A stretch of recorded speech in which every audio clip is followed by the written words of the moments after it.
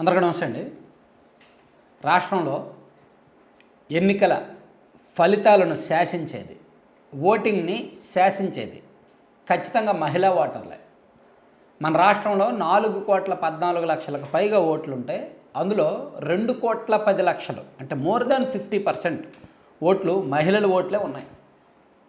So మహిళలే నిర్ణేతలు. మన కొత్త ప్రభుత్వ నిర్మాతలు వాళ్ళే, ఎన్నికల ఫలితాల నిర్ణేతలు వాళ్ళే. సో మహిళల్లో అర్బన్ ఓటర్సు, అర్బన్ ఏరియా మహిళలు, రూరల్ ఏరియా మహిళలు కేటగిరీ ఉంటారు. వీళ్ళలో కూడా చదువుకున్న వాళ్ళు, ఉద్యోగులు, స్టూడెంట్స్ వీళ్ళందరూ ఉంటారు. వీళ్ళలో కూడా రకరకాల వర్గాలు డివైడ్ చేస్తే ఎక్కువగా ఉన్నది గ్రామీణ ప్రాంత మహిళలే. గ్రామీణ ప్రాంత మహిళలు. సో అంటే మహిళల్లో ఎక్కువ భాగం గ్రామీణ ప్రాంత మహిళలు. ఆ మహిళల్లో ఎక్కువ ఓటింగ్ వైసీపీకే పడుతుంది. ఇది ఖచ్చితంగా అంగీకరించాల్సిన అంశం. వైసీపీ బలం అదే, వైసీపీ ధీమా అదే. మహిళలకు డ్వాక్రా మహిళలకు చేయూతిస్తున్నారు, ఆ పథకాలు ఈ పథకాలు. అలాగే ఏ సంక్షేమ పథకం బటన్ నొక్కినా నేరుగా అది మహిళల ఖాతాల్లోకే పడుతుంది. అమ్మఒడి మహిళల ఖాతాల్లోనే, చేయూత మహిళల ఖాతాల్లోనే, అలాగే విద్యా దీవెన, వసతి దీవెన మహిళల ఖాతాల్లోనే. ఇవన్నీ వాళ్ళకే పడుతున్నాయి కాబట్టి వాళ్ళు వైసీపీకి అనుకూలంగా ఓటేస్తారనే నమ్మకం వైసీపీలో బలంగా ఉంది. ఈవెన్ కరెక్టే. మహిళల్లో కూడా మనం చెప్పాను కదా ఇందాక, చదువుకున్న వాళ్ళు, అర్బన్ ఏరియా మహిళలు, ఉద్యోగులు, గ్రామీణ ప్రాంతంలో ఉన్న చదువు లేని మహిళలు, గ్రామీణ ప్రాంతాల్లో ఉన్న చదువుకున్న మహిళలు, ఇలా రకరకాలు ఉంటారు. వీళ్ళలో ఒక 70%, ఒక 30% పక్కన పెట్టేద్దాం. చదువుకున్న వాళ్ళు అంటే యువత, వీళ్ళందరినీ పక్కన పెట్టేద్దాం. అర్బన్ ఏరియా ఓటర్స్ 70% మాత్రం రూరల్ ఏరియాకి సంబంధించిన మహిళలు, డ్వాక్రా సంఘాల్లో యాక్టివ్గా ఉండేవాళ్ళు, సంక్షేమ పథకాల లబ్ధిదారులు. ఈ 70%నే మనం ఒక 100లోగా లెక్కేసుకుంటే ఈ 100లో 60% వైసీపీకి పడతాయి. అదే వైసీపీ ధీమా. ఖచ్చితంగా మేము గెలుస్తాము, మాకు వేరే ఓట్లు ఉన్నాయి అని చెప్పి ఏడాదిన్నర కిందట సజ్జల రామకృష్ణారెడ్డి గారు చెప్పారే, ఇదే వాళ్ళకు ఉన్న వేరే ఓట్లు ఇవే. మరి ఆ వేరే ఓట్లు ఇప్పుడు ఎలా ఉన్నాయి? నిజంగా వైసీపీకి అనుకూలంగానే ఉన్నాయి. అందుకే తెలుగుదేశం పార్టీ కూడా మహిళల మీదే ఎక్కువగా ఫోకస్ చేసింది. మహిళలు ఎక్కువగా ఆలోచించేది వంటగదిలో ఖర్చు గురించి. సో ఆ ఖర్చు తగ్గిస్తాం, డ్వాక్రా సిలిండర్లు ఫ్రీగా ఇస్తాం, 3 సిలిండర్లు ఏడాదికి అని చంద్రబాబు గారు 2023 మే నెలలో హామీ ఇచ్చారు మహానాడులో. అలాగే ఉచిత బస్సు ప్రయాణం అన్నారు.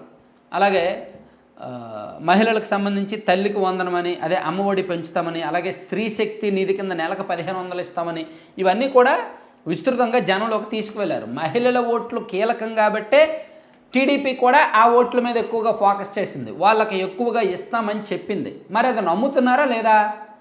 మనకున్న అంచనా ప్రకారం దాదాపుగా అంటే నమ్మకం, అందుకే నమ్మకం కూడా మిశ్రమంగా ఉంది.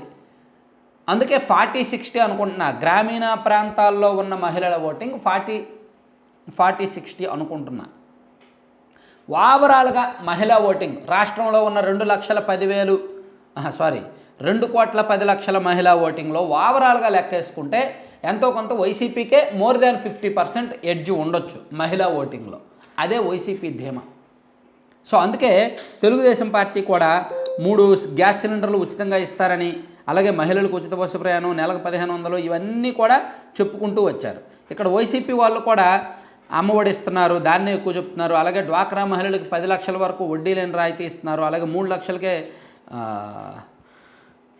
అలాగే మహిళలకు సంబంధించి వీళ్ళు కూడా ఇస్తున్నారు. సో ఓవరాల్గా ఏ ప్రభుత్వం వస్తే ఏది మంచి, ఏ ప్రభుత్వం వస్తే, మళ్ళీ వైసీపీ వస్తే మహిళలకు ఏమిస్తారు, మళ్ళీ టీడీపీ వస్తే మహిళలకు ఏమిస్తారు, అది చెప్పడంలో టీడీపీ వాళ్ళు ఒక రకంగా ఫెయిల్ అవుతున్నారు. గ్రామీణ ప్రాంత మహిళల్లో వైసీపీ పట్ల అనుకూలత ఉండడానికి కారణం తెలుగుదేశం పార్టీ ఫెయిల్యూర్స్ కూడా.